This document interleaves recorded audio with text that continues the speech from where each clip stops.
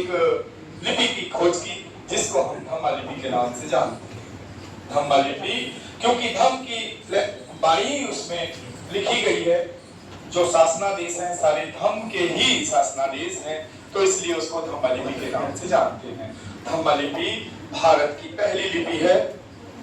इससे पहले की लिपि हड़प्पन लिपि है या कोई और नाम से जानी जाती है, लेकिन उसको अभी तक पढ़ा नहीं जा सका।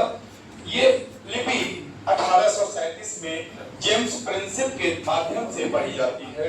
उन्होंने बहुत ही मेहनत करके बहुत ही लगन से इस लिपि को पढ़ दिया और आज हम देखते हैं कि 189 वर्ष ही गुजरा हुआ है। 2026 में से आप पहले घटा के लिख लीजिए, 2026 में से घटाइए 1837, बस यही डेट है जहां से हम लोग बुद्ध को जाने हैं। और सर और हमारे तमाम संसद के लोगों ने इस धर्म को इतना स्थापित कर दिया है 200 वर्षों के अंदर ही कि हम लोग पूरे भारत को बुद्धमय देख रहे हैं अपनी आंखों से।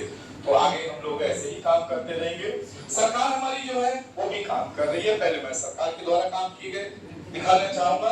ये 6 की बुक है, ये 6 की बुक है, सभी लोग जानते हैं, सभी के गांव में 6 की बुक पढ़ाई जाती है।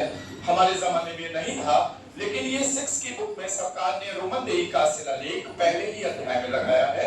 किसी चीज को अगर पहले अध्याय में लगाया जाता है तो इसका मतलब होता है कि वो बहुत ही महत्वपूर्ण चीज है। और बाबा साहब का एक कोटेशन मुझे आज याद आ रहा है, आपके साथ शेयर करूंगा। जल्दी जल्दी बोलेंगे जिससे टाइम कम है। कि बाबा साहब ऐसे ही कक्षा में बैठे थे, एक टीचर ने पूछा, एक क्वेश्चन पूछा, ये बताओ बेटा सब लोग कि वो कौन सी चीज है जिसको आप देख तो सकते हो लेकिन छू नहीं सकते। तो बाबा साहब ने कहा मैं भी बताऊं क्या? तो उन्होंने कहा वो घड़ा है सर, जो मैं छू नहीं सकता देख तो सकता हूं। तो बस ऐसे ही हमारे जो समाज के लोग हैं, टीचर हैं, वो इस लिपि को देख तो सकते हैं पढ़ नहीं सकते। ये वाला क्वेश्चन यहीं पे फिट होता है। इसको मैंने पढ़ने के लिए, प्रेरित करने के लिए अपने बच्चों से बोला है कि जो भी बच्चा इसको मुझसे सीख के जाएगा और उस विद्यालय में इसको पढ़ाएगा या टीचर से इस पर बात करेगा, उसको मैं 500 रुपए इसका इनाम दूंगा। बहुत सारे बच्चे इस तरीके से सीख रहे हैं। अभी ऐसी हिम्मत नहीं की है कि टीचर के सामने जाके वो बोल दे 500 रुपए मेरी जेब में रखा हुआ है, अभी तक गया नहीं है किसी को।